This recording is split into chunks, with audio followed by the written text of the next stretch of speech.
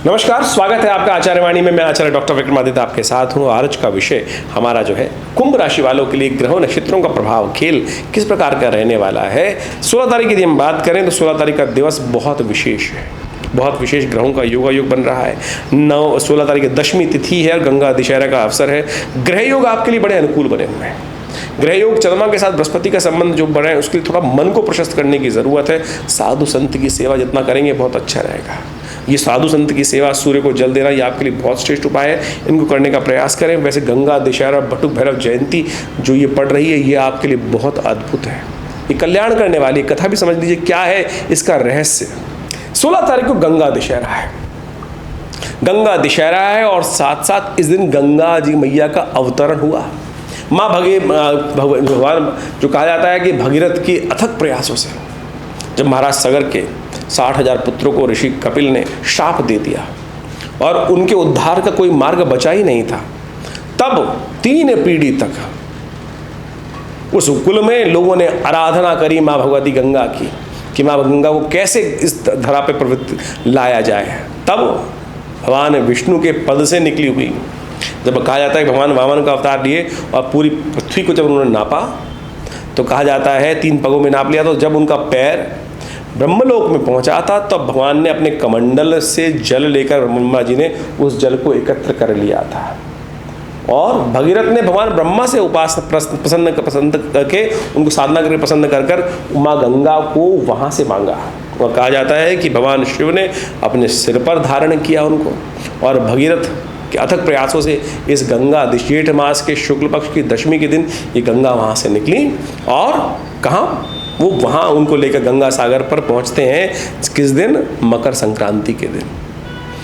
यानी इस दिन माँ गंगा का पदार्पण हुआ और 6 महीने बाद करीब करीब वो मकर संक्रांति के दिन गंगा दशहरा जिस दिन विशेष तौर पर वहाँ पहुँचती हैं जहाँ सागर से माँ गंगा का मिलन होता है उस क्षेत्र में जाकर विशेष तौर पर उस दिन उनका पुण्य लोगों पर गमन हुआ। तो ये बड़ी सुंदर कथा है शास्त्र के दृष्टिकोण से, इसका अध्ययन आपको करना चाहिए। तो इस दिन विशेष तौर पर अपने ग्रहों के दृष्टिकोण से आपको समस्त रूप से पूजन करते हुए भगवान शिव पर देखिए ये सुंदर योग बन रहा है। इसके साथ साथ बटुक भैरव जयंती का भी सुंदर योग बन रहा है। बटुक भैरव भगवान साक्षात शिव के अंश हैं। कहा जाता है उनके पिता ने अनन्य श्रद्धा के साथ भगवान से प्रार्थना करी और कहा कि शिव पुत्र के रूप में उनको प्राप्त हो। और कहा जाता है शिवलिंग से ही साक्षात मनोकामना अष्टक जो शब्द जो है विशेष तौर पर उनका स्तोत्र है, उसी प्रार्थना करते हुए भगवान शिव साक्षात जो 8 वर्ष के बालक के रूप में उपस्थित हुए वो बटुक भैरव के रूप में कहे जाते हैं। और ये अद्भुत है। इनकी जयंती समस्त अनिष्टों को दूर करने वाली है। जीवन में यदि कोई कष्ट इत्यादि, भूत प्रेत इत्यादि, असंग नज़र लगने वाली समस्या हो जाती है बच्चों को, तो ये मंत्र है ओम ह्रीं बटुकाय आपत उद्धारणाय कुरकुर बटुकाय ह्रीं स्वाहा। इसका लगातार यदि यज्ञ कर लिया जाए और इस दिन विशेष तौर पर उनकी जब जयंती है, रविवार का दिन पड़ रहा है, ये बहुत सुंदर योग बन रहा है। तो उनका विशेष तौर पर खीर के द्वारा मीठे गुलगुले बनाकर उनके द्वारा हवन करने से कहा जाता है समस्त कष्टों को दूर करने के योग बनते आते हैं। ये शास्त्रोक्त कथा है, इसको अवश्य उनके निमित्त हमें करने का प्रयास करना चाहिए। ये बहुत सुंदर रहेगा। तो अवश्य इस दिन ये करने का प्रयास कीजिए। आपकी राशियों के अनुसार से परिवर्तन का योग बहुत सुंदर बनेगा। 17 तारीख की हम बात कर लेते हैं। 17 तारीख के दिन सोमवार का सुंदर योग बन रहा है। 17 तारीख को सोमवार और विशेष तौर पर योग बन रहा है एकादशी का, निर्जला एकादशी का योग है सोमवार। और विशेष तौर पर बात करें कुंभ राशि वालों के लिए, कुंभ के भरे हुए 2 कुंभ, यदि मिट्टी के 2 कुंभ लेकर उसमें जल भरकर यथेच्छ भाव से दान करेंगे तो अद्भुत लाभ प्राप्ति के योग बनेंगे। चंद्रमा भाग्य में चले जा रहे हैं आपके लिए, भाग्य में पहुंच गए हैं रात्रि में। और भाग्य को जगाने के लिए, देव कृपा प्राप्त करने के लिए सरल शास्त्र में रहते हुए इस दिन निर्जला एकादशी के दिन भगवान विष्णु का स्तवन करते हुए उनका स्नान कराएं, पंचामृत से स्नान करके उनका पूजन करें, उनको विशेष तौर पर कथा श्रवण करें, जल का दान करें। देखिएगा यदि स्वास्थ्य में भी कोई समस्या चल रही है कि थोड़ा मनोमस्तिष्क में थोड़ी नेगेटिविटी चल रही है, क्योंकि शनि महाराज थोड़ा सा कहीं ना कहीं मन को अंतःकरण को तोड़ने का प्रयास करें, क्योंकि 7.5 चल रही है। ऐसे में भगवान विष्णु का विधि विधान से पूजन करते हुए उनका चरणामृत ग्रहण करें। देखिए ये दिव्य औषधि दिव्य रूप से आपके लिए कल्याण के योग बनाएगी। 18 तारीख का अवसर मंगलवार का योग है। एकादशी इस दिन थोड़ी सी वृद्धा बढ़ गई है और क्योंकि सुबह 6:24 तक रहेगी, तो जिन जिन क्षेत्रों में सूर्य उदय 6:24 से पहले हो रहा है, उस दिन द्वादशी युक्त एकादशी वैष्णवों के लिए बड़ी सुंदर रहेगी। वैष्णव संप्रदाय के आचार्य जो हैं वो इस एकादशी को बड़ा सुंदर मानते हैं और बड़ा अन्य श्रद्धा से भगवान विष्णु का पूजन करते हैं, उनका कार्य करने का प्रयास करें। लेकिन इस दिन एक योग और बना हुआ है, बुढ़वा मंगल, अंतिम बुढ़वा मंगल पड़ रहा है। सुंदरकांड का पाठ करिए। ग्रह योग दृष्टिकोण से यदि आपकी राशि के अनुसार से यदि हम बात करें तो आपके लिए ग्रह अनुकूल, धर्म के दृष्टिकोण से आपके लिए अच्छा समय दिखाई देता है और आपके योजनाओं पर सुनियोजित तरीके से कार्य करने से बहुत सुंदर तरीके से लाभ के योग प्रशस्त दिखाई दे रहे हैं। यदि आपने धर्मयुक्त कार्य किया, निश्चित तौर पर सही रहे और थोड़े से बदमाश लोगों से बच के रहे, तो आने वाले समय में लाभ के योग प्रशस्त रूप से बनते दिखाई देंगे आपको। तो ऐसे में विशेष तौर पर ध्यान रखिएगा। बुढ़वा मंगल है, हमने विवेकानंद योगाश्रम में इस अंतिम बुढ़वा मंगल पर बड़ा सुंदर सुंदरकांड का पाठ रखा है। अन्य श्रद्धा के साथ आप इसमें सम्मिलित हो सकते हैं, अपने नाम से यज्ञ कर सकते हैं। व्यवस्थाएं जानने के लिए व्हाट्सअप नंबर्स पर कॉल कर अपने मैसेज को भेजकर आप संपर्क साधें। देखिए समस्त जानकारी आपको दी जाएगी आश्रम की तरफ से। 19 तारीख का दिवस बुधवार, द्वादशी तिथि है और इस दिन चंद्रमा परिवर्तन का योग बनाएंगे। बृहस्पति के साथ सम्मुख होकर दशम भाव में आने के योग बनाएंगे और सम्मुख होकर एक दूसरे को लाभ पूरी तरह से दिखेगा। मन थोड़ा अभी भी अप्रशस्त दिखाई देगा, थोड़ा सा ऐसा दिखाई देगा कि मन में थोड़ा सा संशय रहेगा, लेकिन संशय को त्याग दीजिए, लाभ होना निश्चित है। थोड़ा बुद्धि को बल देने का प्रयास की। चंद्रमा भी शीर्ण है, बुद्धि के स्वामी बुद्ध जो है, चंद्रमा बुद्ध जो है वो भी थोड़े शीर्ण चल रहे हैं। तो ऐसे में प्रदोष योग बन रहा है, बुद्ध प्रदोष योग। बिल्वपत्र लेकर भगवान शंकर को अर्पित कीजिए प्रदोष काल में, देखिएगा दोनों दिन आपके लिए बहुत सुंदर योग बनेंगे। 20 तारीख का अवसर, बृहस्पतिवार का अवसर, त्रयोदशी तिथि और ऐसे में ग्रह योग आपके लिए अनुकूल हैं, लाभ के योग प्रशस्त करते दिखाई दे रहे हैं। ऐसे में थोड़ा सा ब्राह्मणों की सेवा करके गुरुजन का आशीर्वाद लेकर कार्य करना आपके लिए उपयुक्त रहेगा। ज्योतिष एक बहुत गूढ़ विषय है। ज्योतिष के 2 भाग हैं, एक गणनाएं हैं और दूसरा उसका फलित भाग है। भारतीय संस्कृति ने, भारतीय ऋषि मुनियों ने, मनीषियों ने जो पौराणिक काल के अंदर और उपनिषद काल के अंदर इस ज्योतिष विज्ञान को पंचांग के साथ जोड़ते हुए, एस्ट्रोनॉमिकल पॉइंट ऑफ व्यू से जोड़ते हुए गणित को फलित के साथ जोड़ा और कई अपने अनुभवों से ऐसे उपाय शास्त्र में वर्णित किए जिनको हम आज उत्सव मुहूर्तों के रूप में जानते हैं।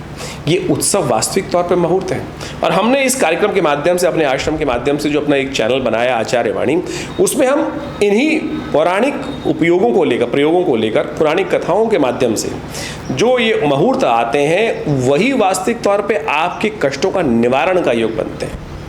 देखिए समझ लीजिए एक बात खास तौर पर, विशेष तौर पर ये जो मुहूर्त हैं, जैसे इस अभी आने वाले इन 10 दिनों में गंगा दशहरा, बटुक भैरव जयंती, धूम्रावती जी की जयंती, ग्रहों का परिवर्तन का योग, संक्रांति, एकादशी, ये सब जो पड़ रही हैं, ये विशेष तौर पर ये वो सुंदर मार्ग हैं, सुंदर वो मुहूर्त हैं जिनमें एक छोटा सा कर्म यदि सही दिशा में कर लिया जाए तो उसका कई गुना अधिक प्रभाव उत्पन्न होता है। आमतौर पर आज जो लोग जो ज्योतिष के अंतर्गत आ गए हैं, अपने आप को रखने का प्रयास करते हैं, वो सारे के सारे टोटके और फालतू जो विशेष तौर पर शास्त्रोक्त नहीं है उन प्रयोगों को लोगों के समक्ष रखने का प्रयास करते हैं और भ्रांति ऐसी उपस्थित कर देते हैं कि वो शास्त्र के साथ सम्मत बात कर रहे हैं। तो ज्योतिष टोटकों का विज्ञान नहीं है। ज्योतिष के साथ साथ यदि अध्यात्म को और शास्त्र पुराणों को, वैदिक कथाओं को, वैदिक रहस्यों को यदि समझने का प्रयास करें, हमने उसी को जोड़ के आपके समक्ष इन समस्त उपायों को बताने का प्रयास किया और उन उपायों को आप सही रूप में, सही दिशा में, हमारे मनीषी गणों ने जो व्यवस्था करी, पंचांग के दृष्टिकोण से आप देखें, हर रोज़ कोई ना कोई उत्सव है। भारतीय संस्कृति एक ऐसी संस्कृति है जिसमें हर रोज़ कोई उत्सव है। हमारे यहाँ मरण दिन नहीं मनाया जाता, मरण दिन नहीं मनाया जाता। हमारे यहाँ सब आनंद उत्सव है। जीवंत संस्कृति है भारतीय संस्कृति और नई दिशा, नया सूर्य, नया कुछ उत्पन्न करने के लिए, नया लाभ देने के लिए उत्पन्न होता है हर रोज़, उदय होता है हर रोज़। तो हम उस रूप में अपनी संस्कृति को समझते हुए कार्य करें तो बड़ा सुंदर रहेगा आपके जीवन। देखिए जीवन में सुख और दुख एक पहिए के समान है, चलते रहते हैं, आता जाता है। तो वो परिवर्तन की तरफ है, कोई भी चीज़ स्थायी नहीं है। बस विश्वास जगाना है, सही दिशा पकड़नी है। और अभी जो हम ज्योतिष के दृष्टिकोण से आपके समक्ष ये सारी बातें बता रहे हैं, ये सारी की सारी गोचर के दृष्टिकोण से, आपकी राशि, जन्म राशि कौन सी है, चंद्रमा कहाँ विराजमान है, वो चंद्र राशि मानी जाती है और उसके साथ किस लग्न में जन्म हुआ है वो आपकी लग्न राशि मानी जाती है। तो उन सबको समझकर ज्योतिष की गणनाओं को आपके जीवन में उतारने का, हमको समझने का और फिर आपको बताने का प्रयास किया जाता है। हम यहाँ राशि के गोचर के प्रभाव के अनुसार से आपको बताते हैं। आपकी जन्म लग्न को और राशि को कोरिलेट कर कर आप दोनों भविष्य फलों को समझ सकते हैं, और देखिएगा फिर दोनों को मिलाकर आप सुंदर तरीके से अपने भविष्य को सुंदर तरीके से समझने का प्रयास कर सकते हैं। कई लोगों के प्रश्न हमारे पास लिख के आते हैं। बहुत सारे लोग पूछते हैं कि महाराज हमारी आप इतने सारे लोगों को एक ही राशि में कैसे। देखिए, गोचर का प्रभाव है।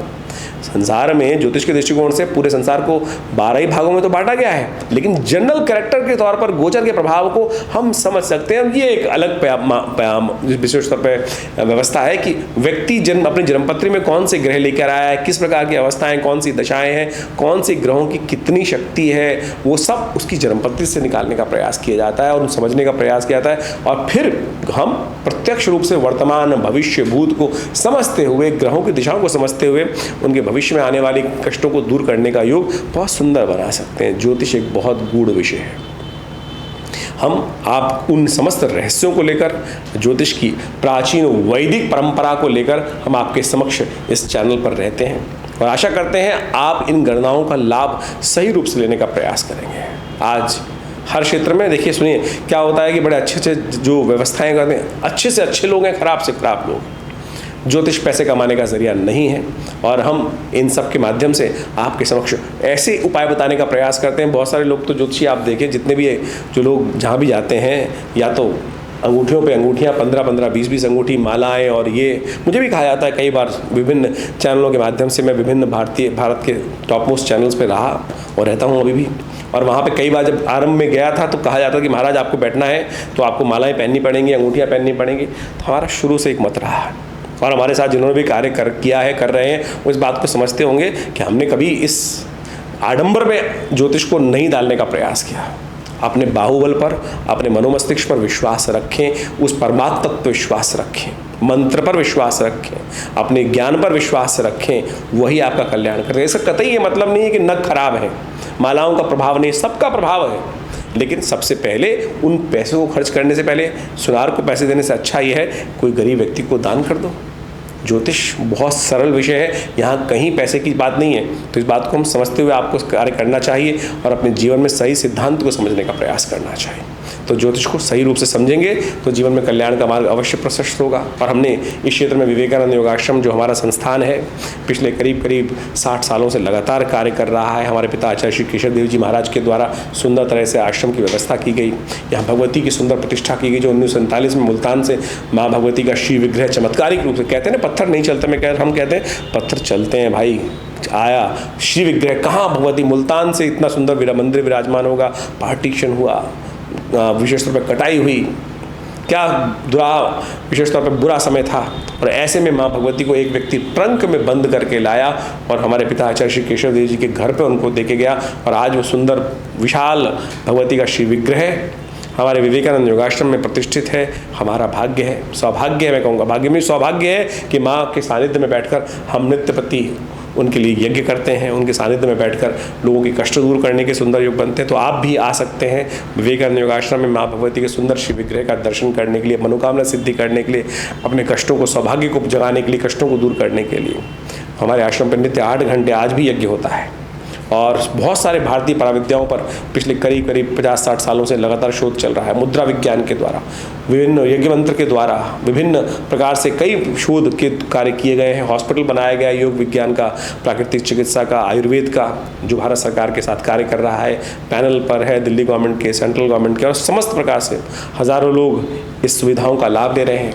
आप भी अध्यात्म से जुड़ें, अध्यात्म का सही रूप समझें, जो विभिन्न प्रकार से भारतीय संस्कृति में कर्मकांड के सिद्धांतों के अनुसार से बताया जाता है।